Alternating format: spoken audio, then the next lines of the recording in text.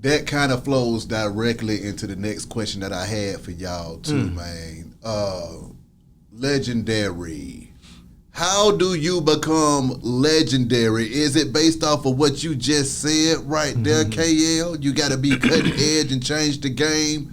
What is it that allowed y'all's music to stand the test of time when other contemporaries, we don't hear or see them ever again? Time. When you've been in the game as long as Toomp and I've been, like I said, Fresh is in this conversation as well. Even though we don't say his name, he's in this. Definitely. Damn right. So when you are in this fucking and still to this day, nigga, I put my fucking first record out in 89. 89. So when you have the catalog of work, when we did the verses, when we did, I mean, listen, when we did the battle, me, you, and Fresh, right? Yeah. You fucked me up when you dug in the Shadi crib. I'm like, fuck, I forgot he did that shit. Yeah. See, when you can go back and hit a motherfucker and be like, God damn, man, I forgot he did that shit. God, it just lets you know. Yeah. Your transition in your time. And then the shit he was making, he set the tone of, this is the new shit to do. Yeah. Oh. Yeah. When you don't have that, you know, you just hot for the moment, waiting on the new shit to do. And it's a blessing to have that artist that's ready to go there with you. Right. You know what I mean? Instead of trying to get something that sounds, once again, like what's in the top 100. When you got that artist who say, matter of fact, put that bitch to the side. He'd be like, ooh, boy, we finna shout the world. Yeah. Because this one of the dopest ones out of my whole folder that I know stands out, and he's in love with this. Yeah. And Right. this, most likely, you know, the label be like, oh, you got the first single. Oh, my God, man, that's like the best feeling in the world. Right. Yeah. So a part of that, like you asked, B, is really, man,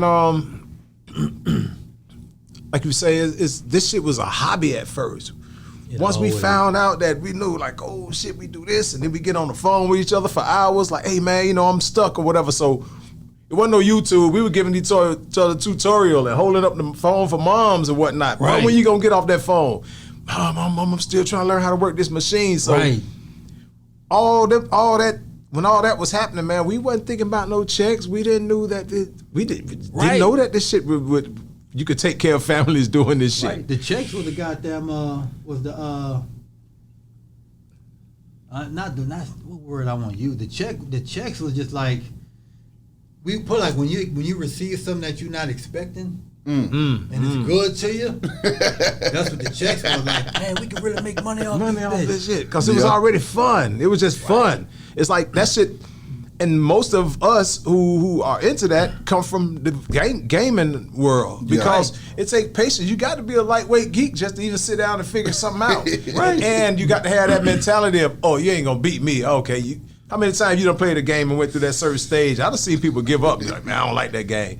Me, I'm sitting there. I'm going to keep on fucking with it to get to that next level. That's right. So when we producing, we in front of our MP or our computer screen, we always trying to take ourselves to the next level. And even right now, I'm 52 and I'm still, people say, hey man, make me some shit sound like Dope Boy in the Trap. I might can give you some of them elements, but this shit's still gonna be 2022. I don't care what you say. I'm trying to go to the next level, man. But sometimes, put it like this here, Toomp.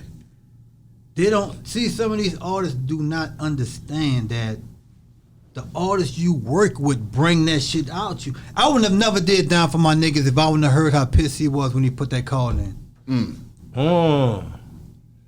Okay. I would have never did that record because I'm gonna tell you that song when I did that record, right? I had this Isaac Ike moves up, chop that motherfucker up. Dun dun dun dun dun dun dun dun. And listen, I already had it. Look, the motherfucker was already chopped. I just finished chopping it up. Phone ring. Hello. These motherfucker, boom, boom, boom, call Matt, you have a beat right, I'm on my way. It just, that should be. It didn't even, you hear this shit? It didn't even register to me what the fuck I was doing. It's just that I went through the pads and it's ironically that the order of the sample, how the record played, I just went. Yeah. But I just found Hit the each rhythm one. of it. Yeah. You know what I'm saying? When I just found the rhythm of that, but it took for this motherfucker to be like, soon as he said, these motherfuckers. That boy hit each one of them notes 9 times. 1, 2, 3, 4, da, da, da, da, da. Yeah, that's 9 times. Yeah. Dun, dun, dun, dun, dun, dun, dun, dun, dun, dun, dun. Right. Listen, nigga. Like, and the Straight thing fucking about- classic, boy. Right. And the thing about it was, it went from, hello, these motherfuckers. If he would have said, yeah, I'm about to pass over there right quick, have some. You would have made a whole nother track. Wow. These motherfuckers. Yep. And he was hot. And that's real. I'm gonna tell you, B. The moment and what's going on around you definitely play a major part. Because I even I remember, I think they say the labels were trying to get CeeLo to make another Crazy record. Really? And he was like, yeah, but you know, just something in that vein. And he was Right. just like, hey man, I was going through a divorce. Like that shit came from the heart. You know, Right. I had to, hopefully won't go through another situation to do that. But hey Yeah. man, y'all gotta understand that was a real personal song when Record. I wrote that. Yeah, Yeah. like if you can make that feeling happen again. But I think something when he made "Fuck You," which ended up being another hit, Right. that might have been influenced from an experience he may have Right. gone through. But yeah, man, what's happening around you plays a major part. Even You Don't Know Me, like it's a lot of records. I would say "Dope Boys in the Trap." A lot of those stuff Right. play a part just listening to Tip and them talk about shit that's Right. going on in the hood. Right. You know what I Yeah. mean? Just hearing the conversation with the headphone, one on and one Yeah. off. Right. Fucking with the beats, but Yeah. listening to everything. Everybody Exactly. smoking in the studio, drinking, just that whole thing. And that's what we used to feed off of. Okay. When did you find yourselves being the most inspired in the studio? Was Down for My Niggas the main time that you just like, or were there any other times that the spirit hit you and you couldn't even control it? The music just happened. Move, bitch.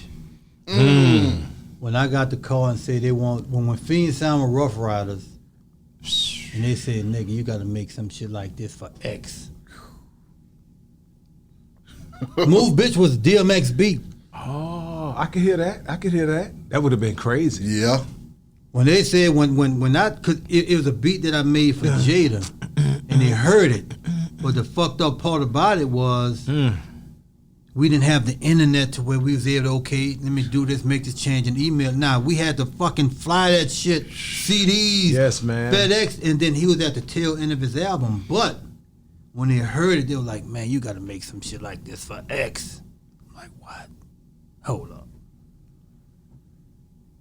Oh, so how that story happened? Because all that was under the Def Jam umbrella. So you think Luda, the A&R heard it and No, passed check it to out. Luda? Yeah, this is a hell of a story. No. But see, listen, when they say make some shit like this for X, so it instantly, because the Jada shit was done, because they wanted me to just make some transitions and take this part out, which I wasn't thinking, to where I could have just left all that shit in and y'all take it out. But it got to the end of Jada had to turn his album in, and I missed it. And I didn't send a beat I didn't send a Move beat to them for X. But Luda was on tour with Outkast after his first album. After what was the first album? Incognito. or Back for the Back for the first. Was it Back for the first time? Yeah, Or Back for the first Incognito? time, I think. It didn't. Fat Rabbit. Yeah, I think I that don't was know the Back for the actual- first yeah. time, if I ain't mistaken. The one Fantasy was on. Yeah, that was the very first album. Okay, yeah, it was after Yeah. that one. So he hit me up.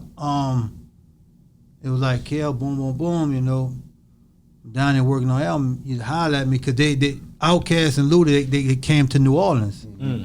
So I gave him a CD, and that beat was on it. The Move Bitch beat was on that bitch. He heard that motherfucker. Like, man, who this motherfucker open? I'm like, yeah.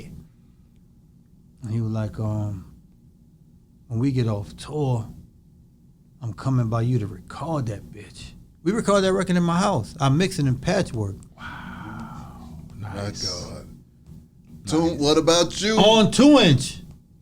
We recorded on D888s, and I got them because that's what Pimp C used. Yeah. And I gave it to them, and they transferred that Tascam. Right. Shout out to Tascam. But that's what it was, though. Wow. What was the question again? The spirit hit you, and you knew it was time to jam, and it just came flowing through your body into the track. What you know? Ooh. Yeah, because and they basically put the pressure on me. It was like, yo, you know, Tip is the star in this new movie that's about to come out called, you know, ATL. And right along the release of this movie, we want to make sure that this album is done, this King album, and we're gonna run the first single concurrent with the promotion of this movie. My God. So that's when it was like, okay, boy, out of all this time I just been doing this shit just on the strength and how I feel and when I feel. That's when I was like, oh, okay, now this shit feel like a job because I've been sent on a real assignment. Right. Yeah. And that's different. And it's a certain amount of pressure. I got that from Big Brother too. But that song right there, then that's when shout out to Craig Calvin and Mike Karen, Atlantic. They was like, hey, Toomp, we need a big record. It's got to be big. Mm-hmm. And yeah, it was one of the first. Just got in there and got to cooking, man. And my homeboy showed me how to work Reason. Shout out to my man Wando Rio. Yeah, he showed me how to get on that Reason. When we put all that, put that with the MP. You did that on Reason? Yeah. Well, the music was on Reason, but the beats was on the MP. Sync them joints together. Yes, sir. Crazy. And when we turned it in, man, I just knew it. Tip hadn't even put the verses on there yet. When he did the hook. That's when we was at the studio over there off of Chattahoochee, which is over there with 2 Chainz them at. Street Exec now. But that's when Tia got it right after BMF and them had the building and Tip and them got it.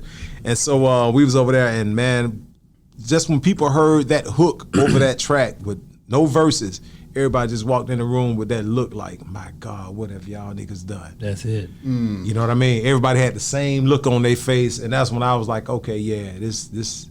And ever since then, that song right there ended up being one of the biggest records ever, in rotation all over. Khaled called me from Miami. I forgot what club he was DJing at. And he was like, Toomp, man, you guys got one. I promise you. He said, hold on for a minute. Don't hang up. He said, watch what the crowd do when I cue this shit in. And he set the phone right there where I could hear. And he was like, yeah. What y'all know about this? And the crowd went crazy, man. He said, boy, y'all out of here. Khaled I don't know how he got my number, but yeah, he called me. And L.A. Reid even had to call me about your that. Your transitions, bro. Thank you, bro. Damn bass line after that. That shit remind me of some Isaac Hayes shit. You know, Isaac had them strings. Yeah.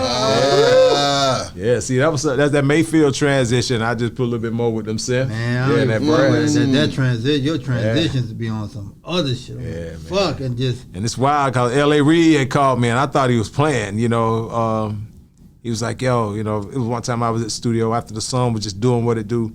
It might have been like 1 a.m. Phone rung. Hey, Toomp, what's going on? I'm like, nothing. Looking at the number, like, who is this? What's happening? Man, this LA, man, I just want to congratulate you. Boy, you got a fucking smash. Yada, yada, yada. I said, man, y'all nigga play too much. Man, get out of here. You hung up on Reid? I hung up on Reid, bro. And that nigga Shakir called back. Shakir Stewart, rest in peace, brother. Yeah. He said, hey, man, what you doing, man? He said, man, you just hung up on the boss. I said, man, I thought niggas were playing, Shakir. He said, hell no. Then he got back on speakerphone. Yeah. And they was just congratulating me on the song, bro. And that's when I knew. And that's a little bit after that, LA was in my studio, bro, getting a song deal with Def Jam. Oh, yeah. Yeah, that song opened doors, bro. So what you know, definitely. That's why even Ye had to mention it on his interview. Like, that was one of them records that really cracked through the ceilings, bro. For real.